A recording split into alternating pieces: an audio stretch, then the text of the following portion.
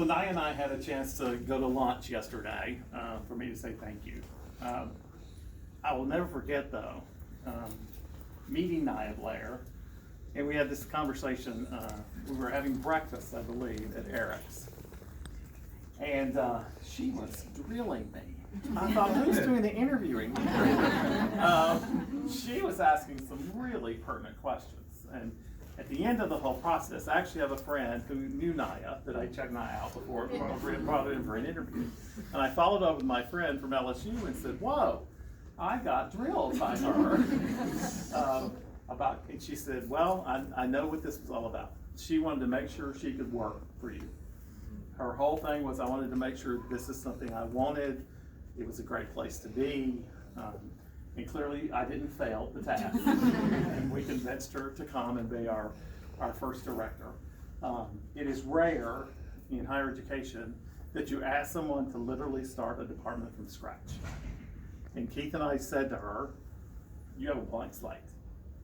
We've had a direction that got created by a task force, and we've given you some general framework, but really this is yours to mold. This is yours to think about what's the vision, what's going to be the mission, what do we want to accomplish with this center. And Keith and I will tell you that when we went before the SBAC committee to help fund this center, we had some naysayers on the committee. There were some people who weren't sure we needed a center for diversity and inclusion. The good news is the majority of the students on the committee believed that we did and thought there was a significant purpose in creating this department. And so we have gotten the funding and we've been able to grow it a little bit along the way. I have said to her yesterday, working with the athletic area will be very different. The NCAA is not going to be the University of Houston. And she said, I know nothing about sports. I'm like, okay, because that's not what your job is.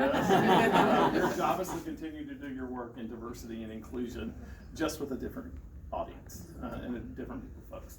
But we could not have been more lucky here at the university to have captured Nia and grabbed her and getting her to agree to come here and be part of the Cougar family for the last 5 years. And Keith and I knew this day was going to come. I was hoping it wasn't so soon because she just bought a house. I thought that was okay, we got her a couple more years. She just bought a house.